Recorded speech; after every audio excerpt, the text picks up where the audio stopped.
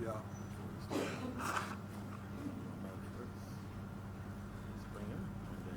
We're now back in session, and we are in the post-lunch period.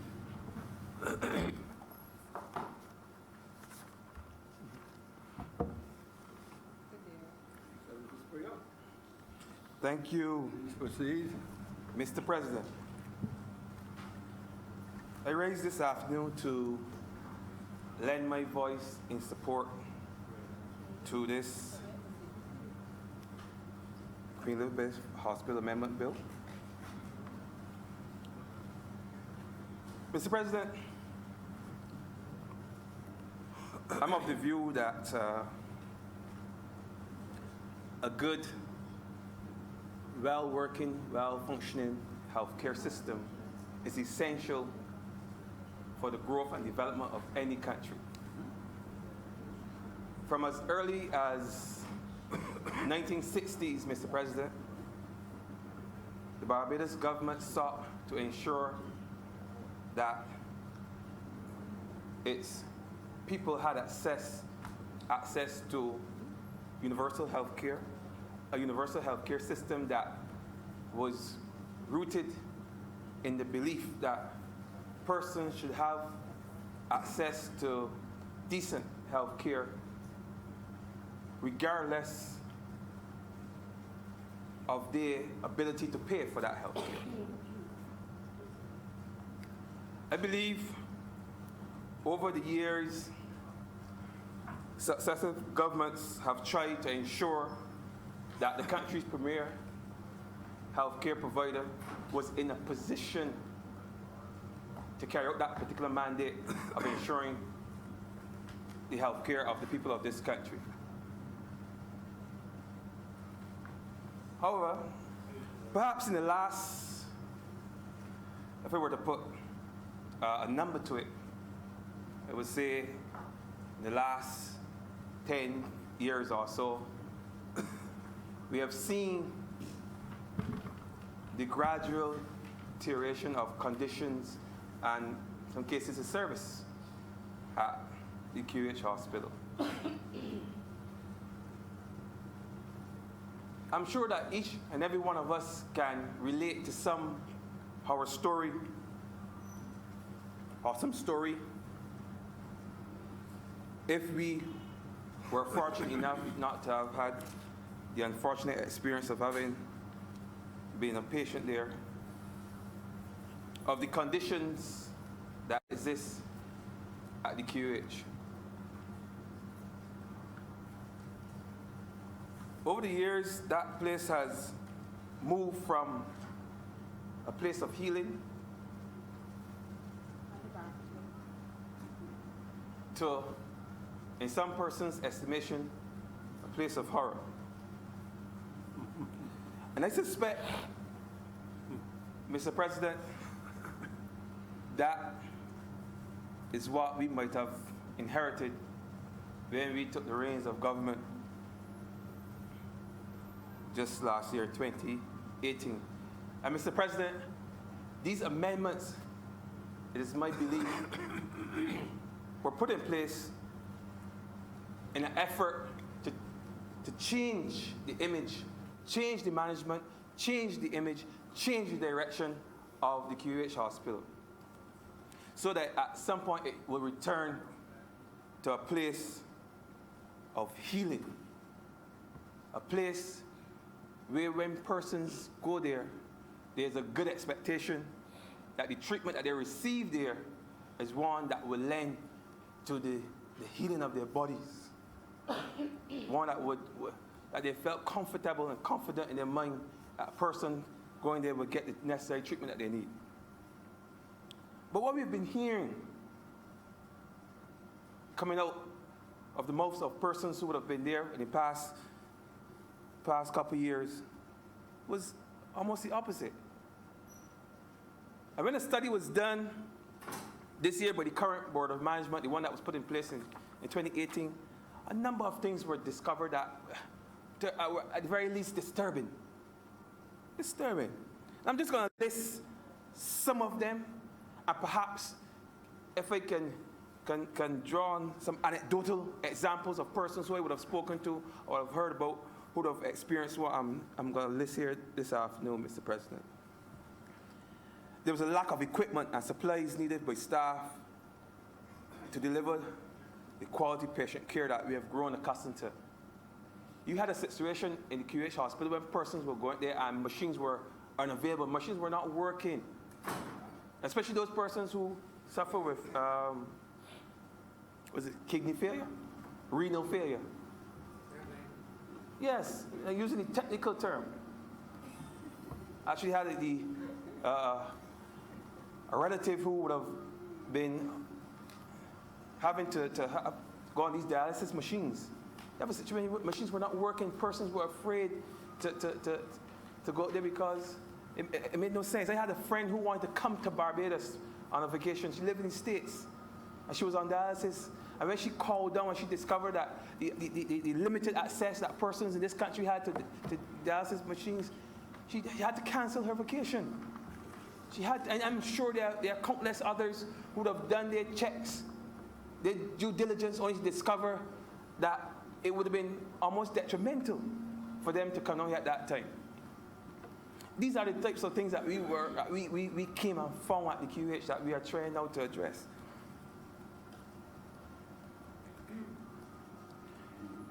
Another thing listed here was the poor, inadequate, and often unsanitary working conditions for staff. You cannot have a situation where persons are working in an environment where they believe that's unsanitary, that's not clean, especially in a hospital. In a hospital, we're talking about a hospital. And you have persons working in unsanitary conditions. Where you have patients who are susceptible to all kinds of infections, all kinds of sickness. People are already, they're very vulnerable, their immune systems are already compromised. But yet you're hearing that the conditions in the hospital are unsanitary. Things are untenable. Also, I remember a gentleman called me one day and he told me he was an outpatient at the time. He had gotten his toes amputated. He would go in for dressing every Wednesday or so. And oftentimes he'd go to the hospital. There was no dressing, no gauze, no. The things that you need to dress a wound, these things were, you had to buy these things. He literally had to ask a relative to go and buy these things from the pharmacy. These were the things, I mean, it sounds almost ridiculous now when you think about it, but these are the things that were happening at the QH. These were the things that ordinary Barbadians, poor Barbadians, had to endure because, and I often say this, sometimes when we get caught up in the legality of it, we get caught up in the historical significance and the nostalgia of it, but we must never lose sight of the fact that we are dealing with ordinary people, ordinary poor people. That hospital was placed there to treat the ordinary poor people with the expectation that when they go in there, they get a decent treatment. And when a person who's already poor, person who's not working because they are sick, because they have suffered some injury or have had an operation, have now to go into the hospital and then look for money when they're not working to buy the dressing, maybe to buy the ointment, to buy the alcohol, to buy whatever they need to have their wound dressed. This is untenable. This is crazy. But this is what persons were experiencing at the QH hospital under the last administration. And these are things that we are trying to address. We have to address them. That's why we saw it fit to change the management style at the hospital so that we can do things in quick time. It's not a money issue at the hospital. We already established that in here. There's not a money issue at the hospital. It was a management issue at the hospital.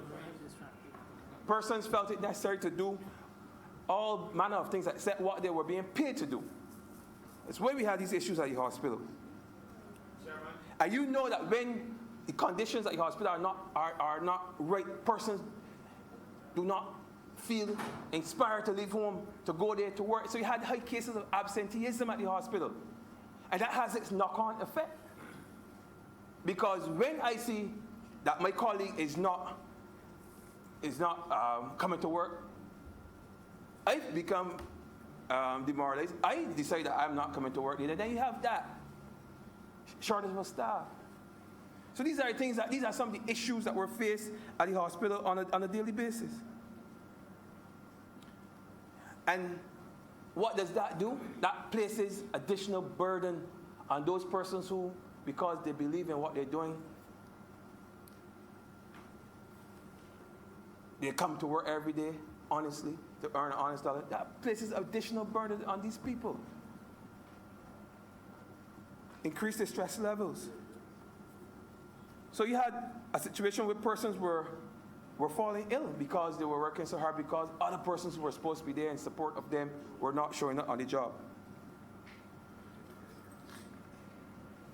So these are just some of the issues that were faced when the new board took over in 2018. Weak control over supplies and inventory. Stock, as they put it, grew 2 feet and got up and walked out. Yes, got up and walk out. I heard, I don't know who were taking them, but I can only speak to what I've heard people say. They weren't there. I know when people went in for dressing, there was no stock in some cases. In fact, I can tell you that someone told me that they actually saw. And the record will show, I can say no, that I made a call. I called the PA of the minister, and I reported to him that I was just being told by a patient that he saw someone go into the hospital who works at the hospital, I think he said, took the stock, took the stuff out from storage, placed it in a bag, and walked out. And there's nobody that can tell me that these things weren't happening. No, you can't get it in here and deny that. These are things that are happening. But you know what all this stems from? It stems from bad and poor leadership.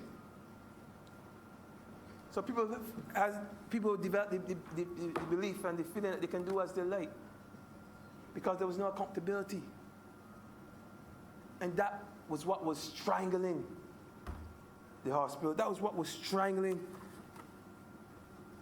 our premier health provider. So, Mr. President, I've heard a lot of what was said about optics, about transparency, about not looking right, not feeling right, not smelling right. I've heard it all. But if you believe that a place is in need of a fix, a hospital was in itself on life support and dying, because that's exactly what was happening. And you felt you had the right person, or you could identify the right doctor who could heal that place. And in your own opinion, honest opinion, and professional opinion, you felt this person was best suited to heal this place based on that person's track record. Based on that person's track record.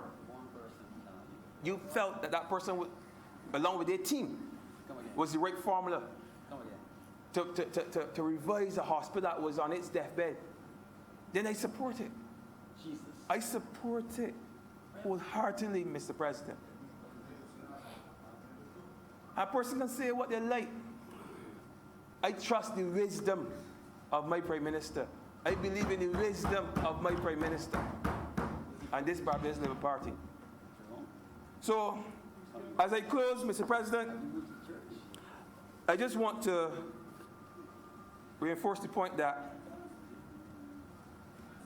this amendment was necessary.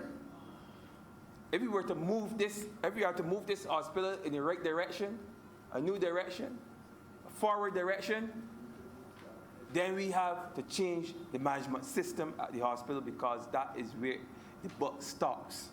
And with those few words, Mr. President, I'm obliged.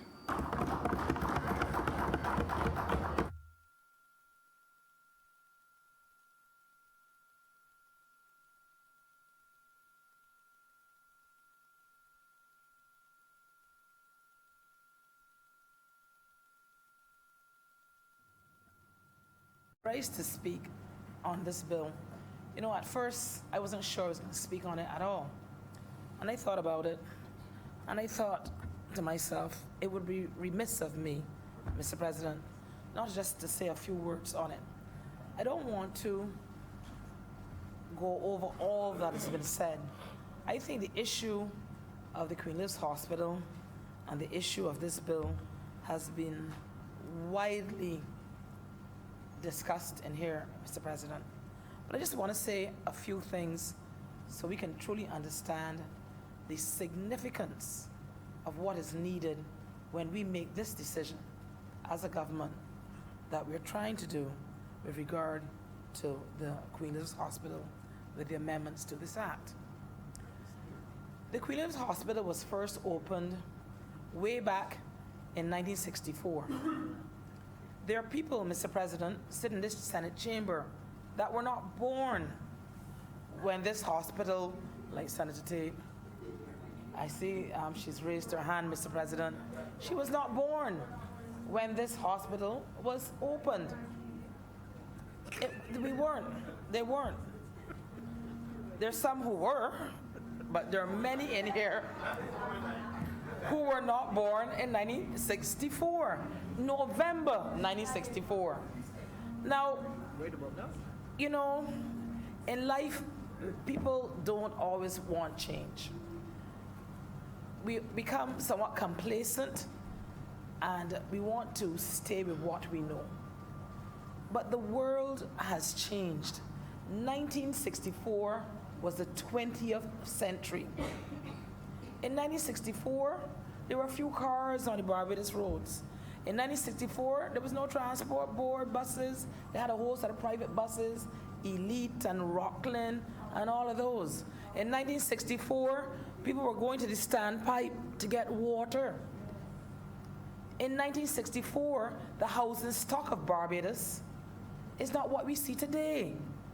In 1964, Bajans who lived in a particular part of Barbados would not be able to work in another part of Barbados because of the distance and the cost that would have to travel to get there. It was a different world than the world of today. And the Queen Elizabeth Hospital, when it was opened then, was considered to be state of the art. It was the showpiece of the Caribbean for people who would remember when this occurred. There was hardly anything in the Caribbean that looked like the Queen Elizabeth Hospital in November 1964. The number of doctors trained that are Barbadian doctors, because we would still have been a colony in 1964. We were not even independent. The number of trained, born Barbadian doctors is not what it is today. And the Queen Elizabeth Hospital has been the breeding ground for many successful doctors in this country and in other Caribbean countries as well. And it has been. So the Queen Elizabeth Hospital that we see of today was not the Queen's Hospital of many years ago. But when things need to be changed, we cannot be so dogmatic that we must stick with what we have because we are afraid to make sensible decisions in a 21st century for a 21st century solution. We cannot be. You know, sometimes people become, not that they mean to be difficult, it's just that they've gone into a comfort zone.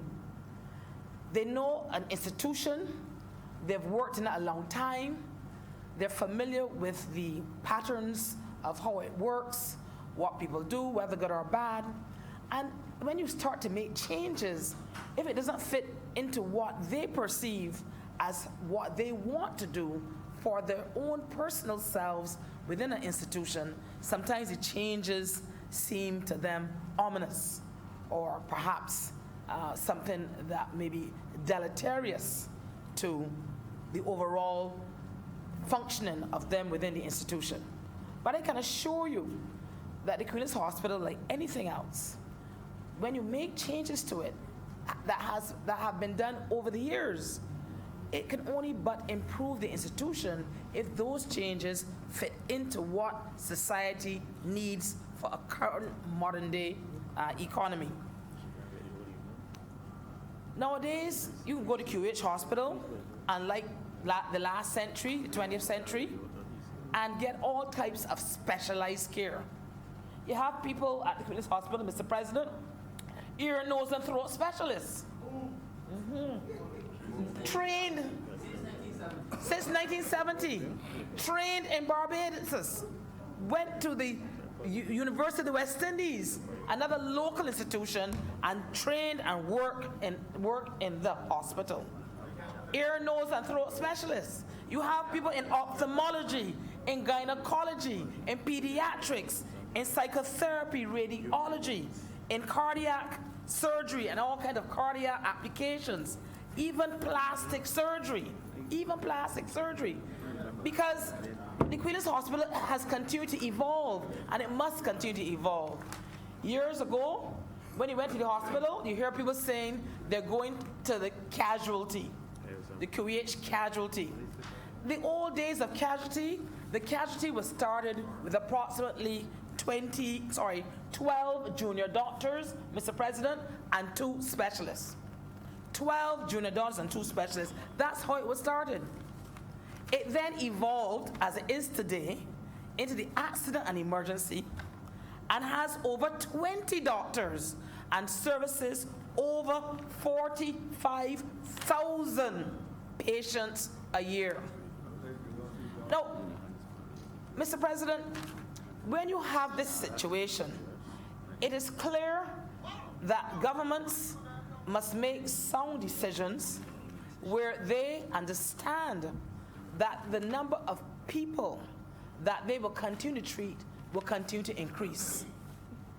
We have not just people who live in Barbados, but we also have people who come to Barbados for care at our health institution, Mr. President, and that continues because our CARICOM brothers and sisters, some of them, are not as fortunate to have an institution that may offer the same services in their own islands that we are able to offer them, and certainly at a rate and cost that may be, I don't want to use the word cheaper, but less expensive than you would find, Mr. President, in sometimes more developed countries. So you're not just treating your own local Barbadians, but CARICOM citizens, and then of course the numerous visitors, numerous tourists that come to our shores every year. That hospital, our sole hospital that does these types of surgeries and treatments here on this island, can be provided for them if need be. Because unfortunately, sometimes when you travel, you run into particular circumstances where you become ill and you will need to be treated. So you want to therefore, Mr. President, improve the Queen Elizabeth Hospital. And one of the steps here in this amendment and adjustment is towards improving the QEH and making it more efficient. I personally have watched over the last year and some months the current Minister of Health, Mr. President, Minister Bostic, and his team. And they have been performing an admirable job in trying to make the necessary changes that we know are needed to bring this institution back to its glory days of 1964, where it once again is the jewel. It was the jewel of the Caribbean health institutions. And you would want to see it come back to that, or as close to that as we can get. Now, do people nowadays, when they're running an institution, I know there are people in here who remember the days when you're running your institution, whether it's a government or a company, you're using a ledger to do your accounts. You don't nobody talking about ledgers now. You don't see people with the big long books with the squares. They're using computers. People, when they have a company or anything that they're running that's a business, they use modern applications to make it more efficient.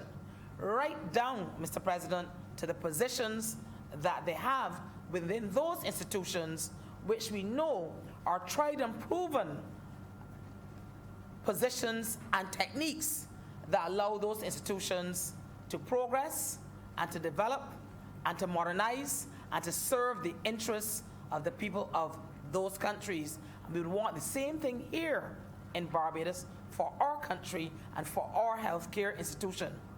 I'm not here to talk about the nightmare stories and all of that, but everybody knows them. People can see all the stuff they want to see on social media and read the newspapers and all of that. What I'm here and in support of this amendment is because I know it's the right thing to do. When you know you have an institution that needs change, one needs to make changes that one sees are what is necessary for that institution to progress. Because if you never made changes and brought companies and entities into a modern framework, your country would not progress. We saw that, and I don't want to be overly critical, Mr. President, but we saw that in not just QEH, but other institutions over the last few years. There were all kinds of reasons for it. But the reality is they were there. And then what ends up happening is that your country then is left behind. We do not want Barbadians to go elsewhere for medical care. We want to have medical care here. I know there's some Barbadians that go abroad for medical care, but that's a minority of people. How many people can afford to go up to some of these developed countries where hospital stay is $5,000 a night and those kind of costs? You go out to buy an aspirin and it's $25 for one. And by the time they leave the hospital, the bill is $160,000 or $180,000. We know those nightmare stories. It has happened to our own citizens when they travel, and sometimes they become ill and something happens to them. But the reality is that if you have a functioning institution that's making the necessary changes, it can't happen overnight. But when it does happen, it brings your institution back into a modern day framework that offers services in a manner that your citizens can benefit from. One has to then make the determination that this is the best course of action for the country. And that's why, Mr. President, I am 100% in support of this amendment. Now, I want to say something else about the QEH. All institutions have issues, because there's no perfect world, so no perfect institutions. But the QEH, like anywhere else, Mr. President, they have good staff. They have good doctors and nurses. If the nurses, Mr. President, that work in these institutions in Barbados were not good, the foreign countries that are employing them and taking them away from our shores would not be doing so. That's simple. You don't need me to say that. I think that is pretty apparent, Mr. President, that the staff clearly are competent. Otherwise, people would not be taking them away. Many of the doctors that work at the QEH, Mr. President, as well, extremely competent, working all over the world, United States and England and Canada, trained right here in the Caribbean. Some of them interned or did a residency here. And yet, they're able to leave these shores and readily get employment in other parts of the world because there's a level of competency of the people that work at the Queen Elizabeth Hospital. what the Queen Elizabeth Hospital needs, Mr. President, is a change of its structure, a change of its management, and of course, a modernization of its plant, and clearly, prudent financial management. And I have the utmost confidence, I said before in closing, Mr. President, in the Minister of Health and his team and the board of the Queen Elizabeth Hospital, as well as the staff, and that I know they will understand that there's a need for these changes for this institution to move forward. And with those few words, Mr. President, I'm obliged to you.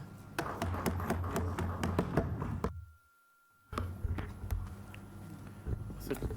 President, as I rise to wrap up the debate on this bill, I want to first of all thank all honorable members who have spoken, have noted your concerns, and we recognize it is a very important bill in terms of the importance of the Queen Elizabeth Hospital to all Barbadians, and it becomes quite a sensitive issue.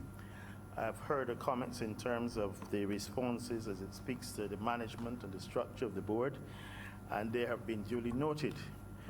But I also understand that the government's intention, which is to make the QH a much more efficient and better run and better equipped entity to look after the welfare of all Barbadians. And so I want to thank you all for your comments and your suggestions. And with those few words, Mr. President, I want to beg that this bill be now read a second time.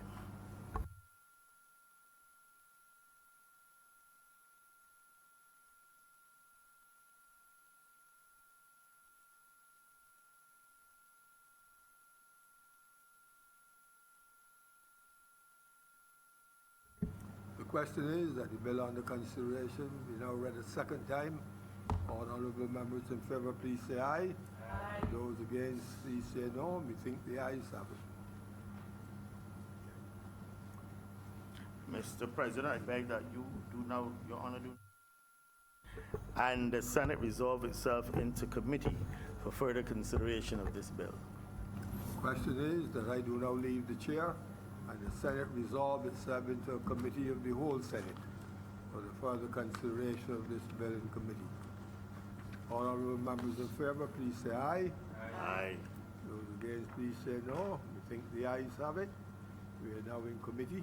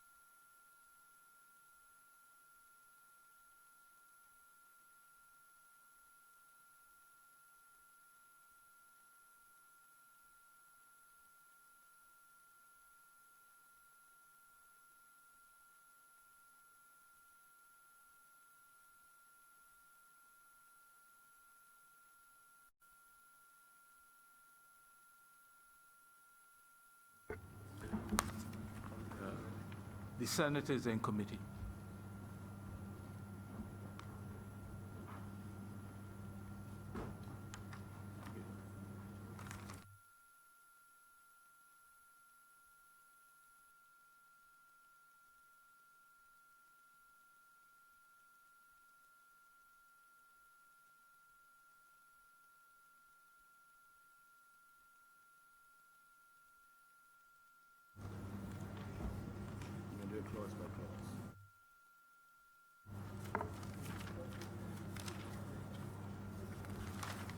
Clause 1.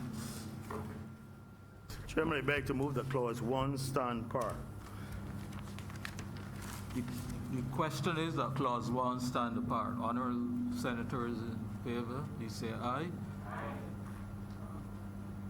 Honorable senators against, please say nay. Methinks the ayes have it. Clause 2. Mr. Chairman, I beg to move that clause 2 stand part. The question is that clause 2 stand apart. Honorable senators in favor, please say aye. Honorable senators against, please say nay. Methinks the ayes have it. Clause 3. Mr. Chairman, I beg to move that clause 3 stand part. The question is that clause 3 stand apart. Honorable senators in favor, Mr. Chairman, I'm wondering with respect to clause 3, and this is just really in terms of numbering, if we should not have, it is on. I'm sorry, I'm hoarse, but here we go. Can you hear me now? Okay. With respect to clause 3, we have the board shall appoint as employees a chief operations officer and the following executive directors. The executive directors are referred to individually from A to G, but we do not have a separate numerical value for the chief operations officer. So I'm just wondering if it wouldn't be tidier to have a separate number for the chief operations officer, then numbering for the executive directors, and then go on with the rest of that clause. I also noticed that with subclause 2, if that's the right reference, executive directors has a common E and a common D, but they are referred to with a capital E and a capital D when they are referred to individually. So I was wondering if we needed to also get that sorted out as well. Yeah, I'm asking.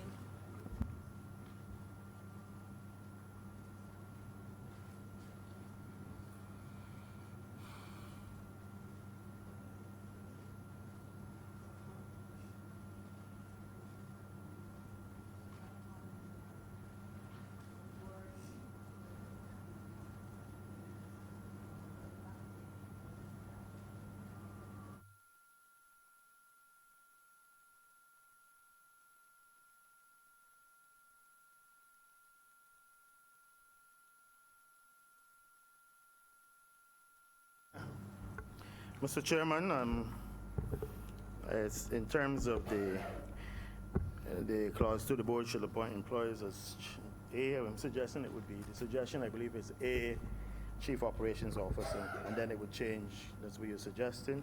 So there would be A, chief operations officer, then B, executive director of HR, that's what you're suggesting. It could be that, if it is that you want to. The board shall appoint, yes, we can do it that way. That's the easiest way. A chief operations officer, and then B B. would be the following executive directors, and then you do 1, 2, 3, 4, or you want to just keep You're going. going to change the letters. So it'd be A here would become B, A chief operations officer, and then, executive director would be B, medical services would so you're be not C. going to make a general, the following executive directors, you're going to remove that as well? So you're just going to say A, chief operations officer, B, executive director. Exactly, and remove that. So we would take out and the following executive director? Yes. No? Oh, well, okay.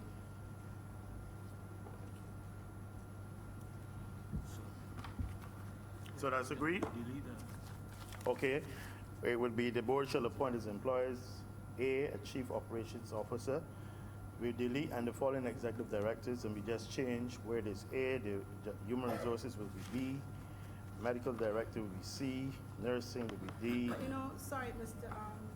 Senator Walker, the challenge with doing this without looking at the principal act is you don't know if what we're suggesting is consistent with what is in the principal act.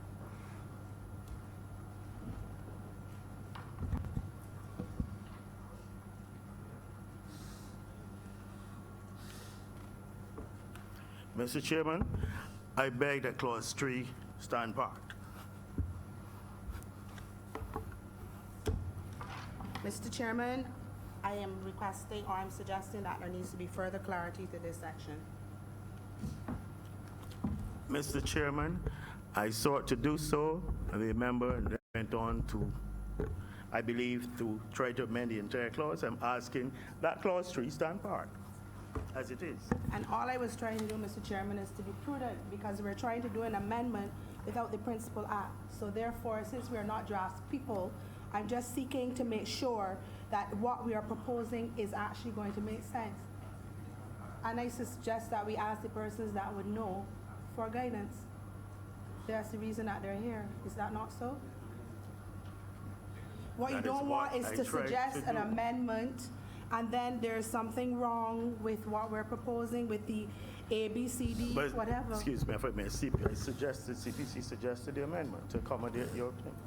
We went to the entity charged with drafting.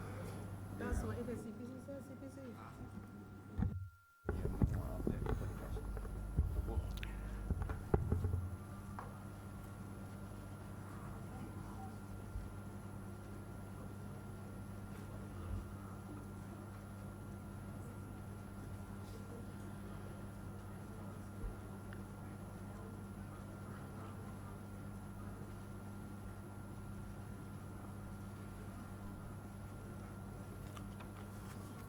Mr. Chairman, if I may, the original act, it said, the board shall appoint as employees a chief executive officer by whatever name called and the following directors. CPC, all they did was to change the chief executive officer to a chief operations officer. In the original act, it then continued A, Director of Human Resources, B, Director of Medical Services, C, Director of Nursing Services, D, Director. They followed it as it was in the original act. The honorable member has asked that we follow a sequence. The recommendation is that we call the board shall employ as employees a chief operations officer, delete and the following executive officers, and we use the letters of the alphabet accordingly. Thank you so much, Senator Walker, for your clarity.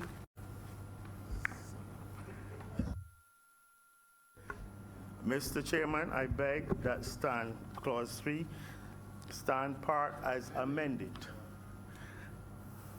The question is that clause 3 stand apart as amended. Honorable senators in favor, please say aye. Honorable senators against, please say nay. We think no, think the ayes have it. Clause 4. Mr. Chairman, I believe clause 4 was raised by an honorable senator on the other side. I don't remember which senator it was. It was clause 4.3, where it said the board may employ the executive chairman at such remuneration and on such terms and conditions. I am suggesting now that we add on to that, we change the full stop to a comma, and as the minister may determine. So it would now read, the board may employ the executive chairman at such remuneration and on such terms and conditions, comma, as the minister may determine. And I beg to move that clause 4 stand part as amended. The question is that clause 4 stand apart as amended. Clause 4. Clause 4 don't only deal with amending, appointing, it also deals with removal. And I have a serious concern. This is a political appointment. No, it is not. This is a political appointment. Mr. Chairman, if I may. And I thank the honorable member, Mr. Chairman. I believe he's speaking to the removal of the executive chairman. yes, sir. And it says in the clause before us, it says, the executive chairman shall not be removed without the approval of the minister. I'm suggesting now, Mr. Chairman, that that be changed. The executive chairman shall not be removed by the minister without the approval of the cabinet. Sir, still not happy. Even that is an improvement of what you had. But you know, in this system, cabinet and minister, the same thing, you know, because the cabinet approves, the minister approves, the cabinet approves what the ministers bring. So, you know, and that is it. I'm talking about, this is a political appointment. When the prime minister appoints a minister, when she goes, the minister goes. Now you making a political appointment like hospital, that person should also go with you. Or else we will have these situations where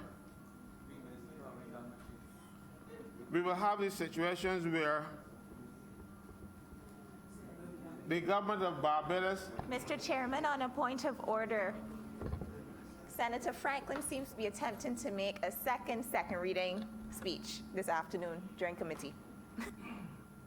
Mr. Chair, I would suggest that the good senator read the rules. I can speak up to 15 minutes on any point here that is relevant to this thing. Read the rules. And so I can speak for 15 minutes, sit down and get up and speak for another 15. And another 15, and another 15. Okay, good. Read the rules and then correct me, please. I am saying this is a political appointment. Is it a political appointment? I've been hearing that. I've even heard people here today saying the Prime Minister could appoint who they like. Well, if that is the case, if the Prime Minister likes you and she appoints you, when the Prime Minister goes, you go. Or else we will have a situation where an incoming administration, PDP, will have a situation where the hangers-on from the last administration will be there to hamstring them, as happens all over the place. It's happening now because we have political public servants who are blocking this government's agenda. You know that too. And I'm saying to you, if you have a civil servant who is not supposed to be political, who is a hanger-on from the last administration, blocking the current government's agenda, and mind you, they have their public service protections. Now you have a person who is not a public officer, who is a sworn Barbados Labour Party person, or whoever party is in power. You brought them in, and then a new administration come in, then that person stays in there and becomes a problem for the new administration. Any person appointed in this form should leave office when the government goes. It's as simple as that. It is a political appointment. You do not leave your hangers-on around to cause problems for the next administration. This is absolutely necessary. As a matter of fact, I do not intend to support this piece of legislation, but that is the only way I will give it my support, because if you want to have a political, we're changing our system of government now where we'll be having a system of contracts where politicians bring their people when they come. But if you bring them when you come, you got to take them when you go. No, that's the point. That's the point. I'm saying the government, not the minister. That's the point. If you are appointed under a Barbados Labour Party administration because you are a Barbados Labour Party hat, and for no other reason, because they wouldn't appoint me if I knew anything about running hospitals, in the good old days. In the good old days. Yes, I was a member of the Barbados Labour Party in the good old days when you people used to behave. You don't know. What more resignation you want? I don't pay you the dues. 6412. But so all I want, sir, is for the government to behave honorably. If you bring your people when you're coming in, you take them when you are going out. And this clause should be amended to say that this person demits office when the government demits office. It is only fair. Because then the situation will have, you can bring them in, and they're going to come in, and then you're going to call for unfair dismissal. And then that will be a charge on the government to pay compensation for unfair dismissal, when in fact that person shouldn't be there in the first place. And this person should not be covered by the provisions of the Employment Rights Act. So all I am saying to you is, put it in And this thing, it is only fair. Thank you. I would like to see you draft that too.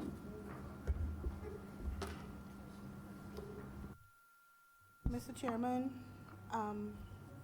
as it relates to subclause 3 of 4, the board may employ the executive chairman at such remuneration on such terms and conditions, etc. I'm wondering that since the minister shall, with the approval of cabinet, appoint an executive chairman, whether we should not say the board shall employ the executive chairman, because it's only obvious that if the minister shall appoint, the board must appoint. So I'm just querying whether that is an appointment that is necessary. I mean, an amendment that is necessary. If it's staying in, and you have, if it is that the minister shall, with the approval of the cabinet, appoint an executive chairman, we can't have a board that may employ the executive chairman. The board has to employ the executive chairman. So it has to be shall for the board as well. So then we're talking, Mr. Chairman, the truth of the matter is that I don't know if this is the place to be doing these types of queries and concerns. I know that the government wants this passed, but I mean, it is a relevant, it's a relevant point. We have the minister shall appoint the executive chairman. So the question is, why are we even making reference to the board employing the executive chairman? I suppose appoint and employ are two different things. Is that what we're saying? Anyway, if it is that the minister shall, with the approval of the cabinet, appoint an executive chairman, then the board shall employ the executive chairman at such remuneration and on such terms and conditions as the minister, what did you say? The minister may I determine. shall repeat it now. Okay. Now, before you rise, Mr. Senator Walker, I'm wondering, just out of curiosity, it just occurred to me, with Senator Mo's bill, CBC, wait, I'm just asking, Senator Mo had the CBC where the CEO and the CEO is to be appointed by the board with the approval of the minister. Wouldn't that make this more palatable? Rather than actually having a minister appointing somebody who, in essence, is going to become an employee of the hospital? Wouldn't that make it easier for everybody to relate to and come to terms with, and you would have less anomalies?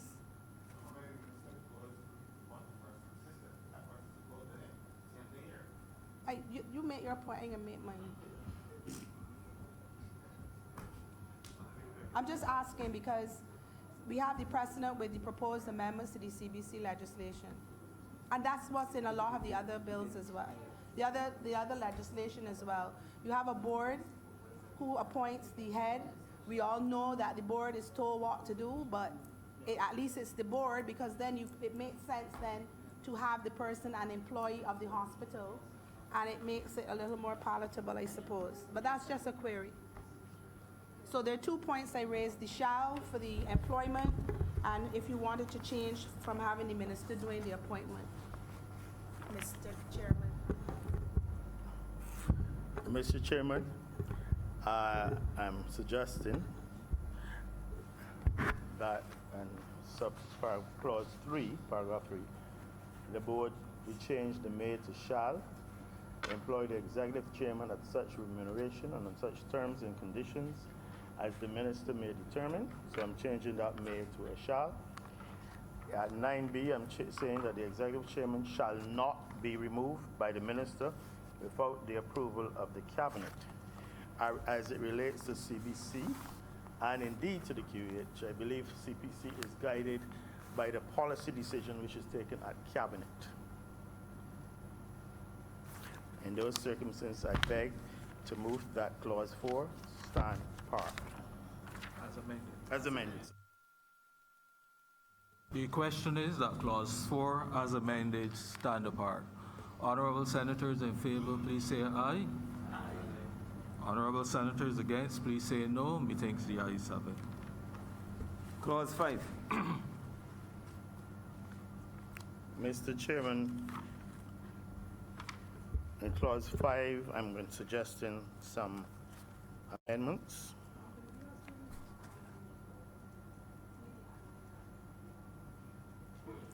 I don't remember the honorable senator that raised the issues. Mr. Chairman, as one gets older, one's short-term memory seems to dissipate.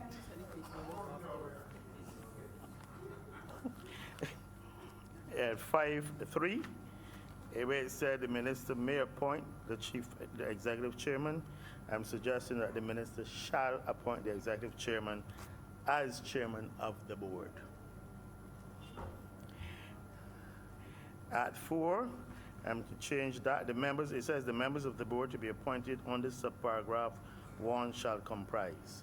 And I'm suggesting now that we will change that the members of the board to be appointed under subparagraph 1 shall, in addition to the executive chairman, comprise, and at B, the chief medical officer ex officio or nominee of that officer, semicolon, and then we insert an. You're taking it out. You're taking it out. For tidiness.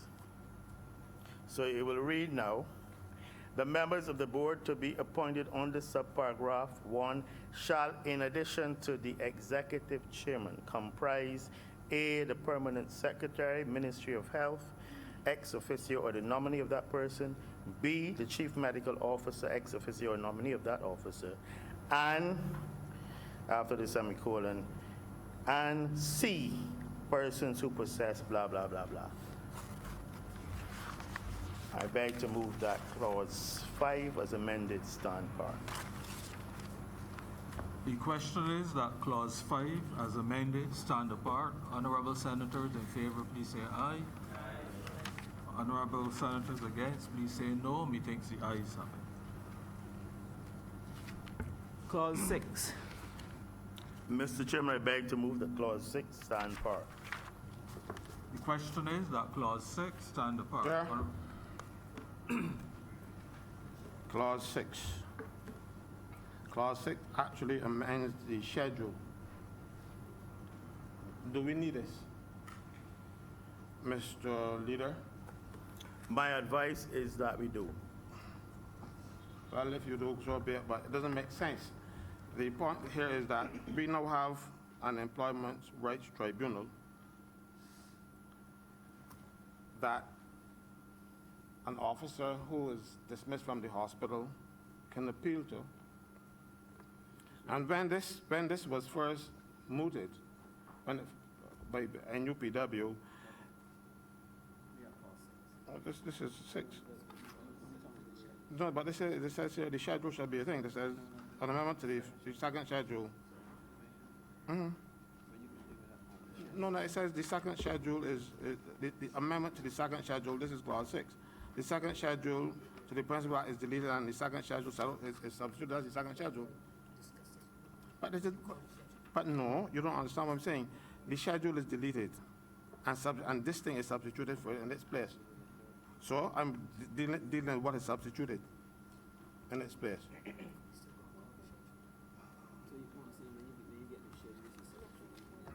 But the schedule, I'm trying to explain or trying to understand the schedule.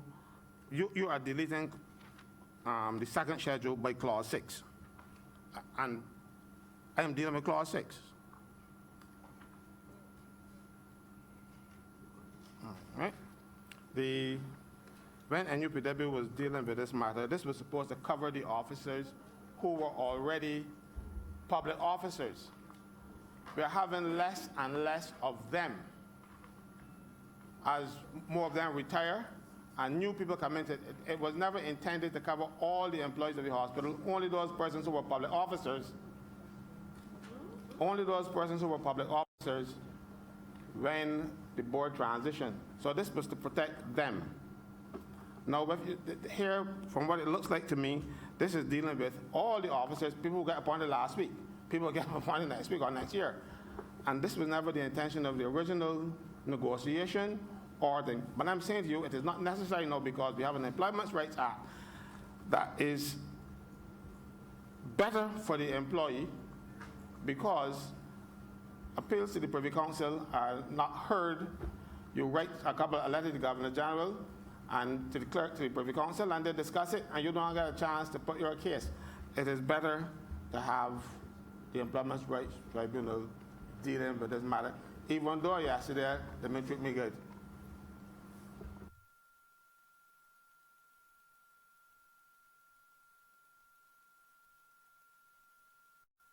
Mr. Chairman, the truth is about this section here, this schedule, there are some people to whom it would still apply, so you need to leave it. I'm not sure what Senator Franklin is referring to when he says it seems to apply to everybody. If you could be more specific, that would be useful, but this needs to stay for those persons to whom it still applies. So show me, or if you can explain what you mean by it appears to apply to everybody. Because you are correct when you say that the ERA would apply to everybody other than these people, but you can't exclude these people to whom this applies.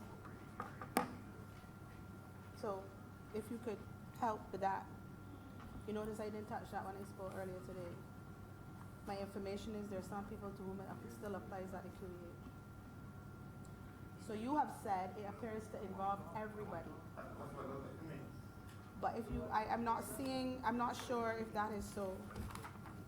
And it also makes reference to may be made, and an application may be made in writing to the Governor General. So there is an option other than the Governor General.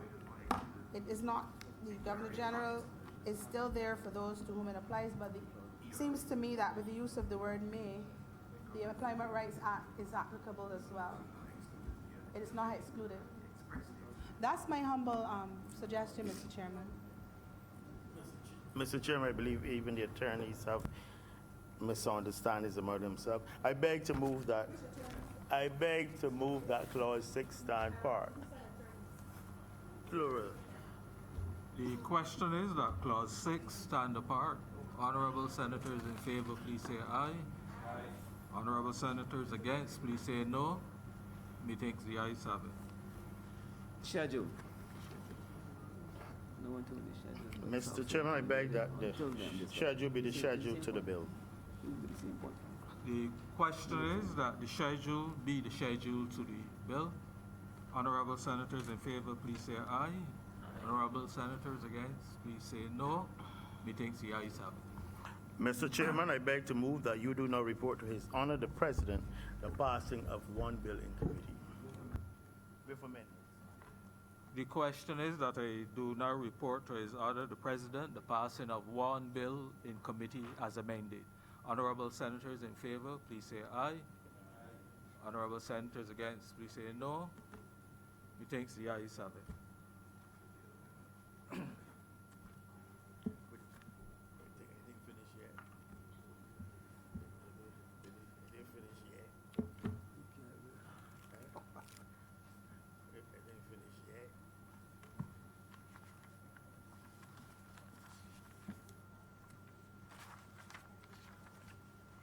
Chairman has reported to me the passage of the bill under consideration in committee.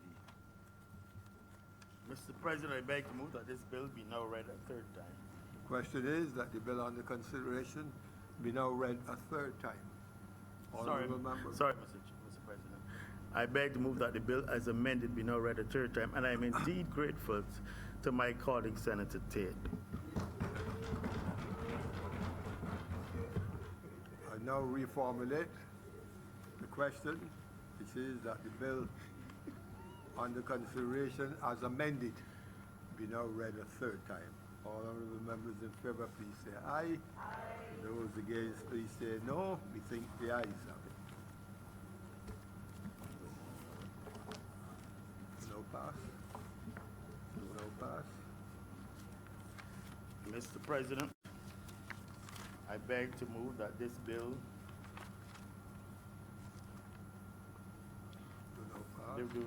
do not pass and be cited as the Queen Elizabeth Hospital Amendment Act 2019.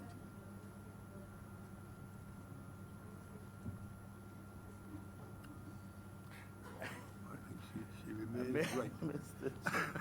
Mr. President, I beg to move that this bill, a bill as amended, do not pass and be cited as the Queen Elizabeth Hospital Amendment Act 2019. Question is that the bill under consideration as amended do now pass and be so cited. I should answer the debate. All honorable members in favor, please say aye. Those against, please say no. The bill has now been passed and been cited as indicated. Mr. President, I beg to move that this sitting be now suspended until 5:10. Question is that this sitting be now suspended until 5:10? 5:10? Yes. Honorable members in favor of the suspension until 5:10, please say aye. Those against, please say no. We are now on suspension until 5:10.